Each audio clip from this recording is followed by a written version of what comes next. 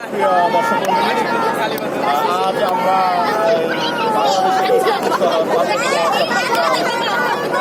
রাঙ্গামাটি বান্দরবন ঘুরবো বলে আমরা নিয়োগ করেছি। সেই হিসাবে আমরা বর্তমানে চট্টগ্রাম শেষ করে আমরা রাঙ্গামাটি এসে আমরা রাঙ্গামাটি ভ্রমণ করেছি। এখন আমরা আমাদের উদ্দেশ্য হলো নরসিংদী শহর রাঙ্গামাটি বান্দরবন ভ্রমণ করা। বর্তমানে রাঙ্গামাটির আমরা লেক কাপ্তাই লেকে ভ্রমণ করছি। আমরা সেই লেকে নৈসর্গিক দৃশ্য উদ্ভাবন করছি। আমরা এখন যাচ্ছি সুবলং ঝর্ণাতে।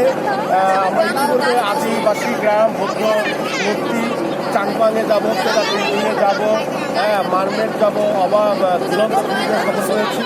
এখন আমি এখানে উপস্থিত Bangladesh private recruitment business association বাংলাদেশের সহসভাপতি যারা রিয়াজুল ইসলাম রবি, উনি এফপিসিসিআইয়ের একজন সম্মানিত সদস্য।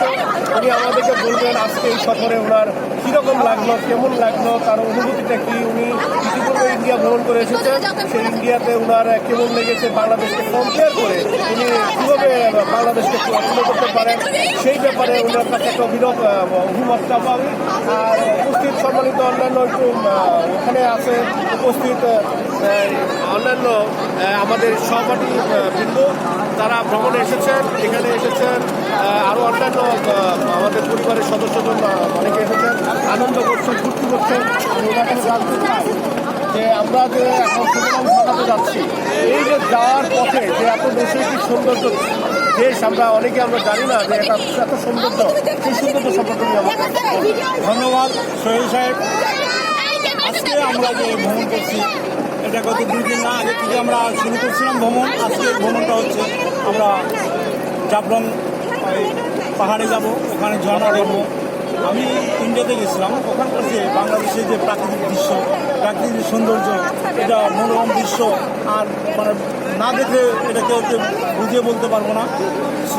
ফটোর মাধ্যমে কোনো কিছু প্রকাশ করা যায় না, শুধু প্রকাশ করা যায় দেখার মাধ্যমে, নিজের মনের ভাব প্রকাশ হয়ে যায়। এখানে এত সুন্দর দৃশ্য, এত মনোরম দৃশ্য আর আমার মনে হয় কোথাও নাই, পৃথিবীর কোথাও নাই, শুধু বাংলাদেশে যে দৃশ্যগুলি আছে। সবাইকে নিয়ে আনন্দ করছি, এটাই আমার ভালো লাগছে। শরীর সবকে ধন্যবাদ জানাচ্ছি।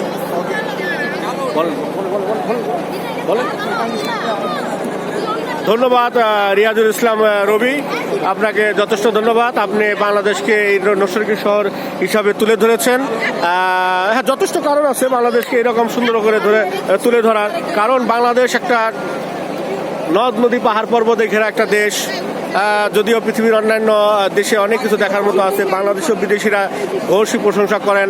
আমরা দেখতে পাচ্ছি একটা মূর্তি, অনেকটা সোনালী রঙের কালারের। এই মূর্তিটা একটা দেখার মতো মূর্তি।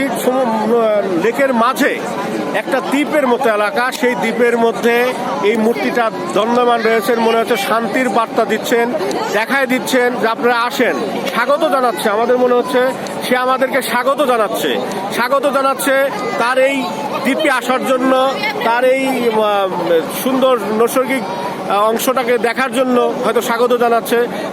দেখতে দেখতে আড়াল হয়ে গেল সেই মূর্তিটি। আমরা বর্তমানে মাঝখানে, একবারে ঠিক লেকের মাঝখানে কাপ্তাই লেক, বিশাল বড় লেক, না দেখলে বিশ্বাস করার মতো নয়। বিশাল বড় লেক আমরা অনুধাবন করছি, দেখছি পাহাড় আর পাহাড়ে গেছে। একটা পাহাড় শেষ হচ্ছে, আরেকটা পাহাড়ে শুরু হচ্ছে, মনে হয় এর কোনো শেষ নাই। হ্যাঁ, অনেক সুন্দর। এই মাঝখানে এই যে দেখা যাচ্ছে মাঝখানে পানি, চারিদিকে পানি, মাঝখানে একটা দ্বীপ, গাছপালা, কত সুন্দর একটা সৌন্দর্যমণ্ডিত একটা দেশ বাংলাদেশকে আমরা নিয়ে গর্ব করি। বাংলাদেশ আমাদের গর্ব করার মতো দেশ, মানুষকে আনন্দ দেওয়ার মতো দেশ, সৌন্দর্যমণ্ডিত একটা দেশ, পাহাড় পর্বতে ঘেরা দেশ, পানিতে ভরা দেশ, সুন্দর নাম, সুন্দর পরিবেশ। সেই রকমই আমরা প্রত্যাশা করি, সেই রকম আমরা চাই। সুপ্রিয় দর্শক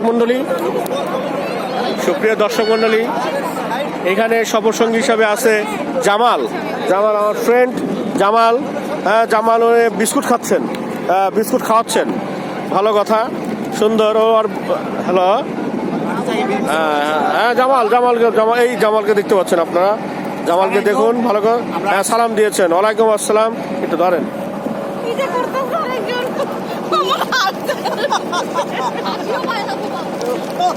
সুপ্রিয় দর্শক মন্ডলী, আমরা আর আধা ঘন্টার মধ্যে পৌঁছে যাবো মেগা টিং টিং চাংপাং ফুকুচো ইউচুং ইয়াংচুং ইউয়ান সুচিয়াং বেইজিং চুং কিছু বাচ্চা চো খাখো চো জায়গায় পৌঁছে যাবো। আমার এটা 1.5 বছর সময় লেগেছে। পাহাড়ের মালিকের নাম লাল মুন আমাদের মাস্টার সাহেব বললেন যে এই পাহাড়ের মালিক হলো লাং বুং সং ফং। উনি আবার ওনার মুখ দিয়ে বলবেন লালাবং। ও লালাবং। ওই যে আরেকজন আছেন ম্যানেজমেন্ট কমিটির সদস্য।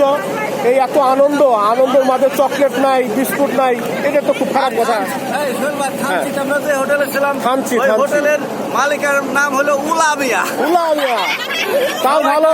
সবাই তাকে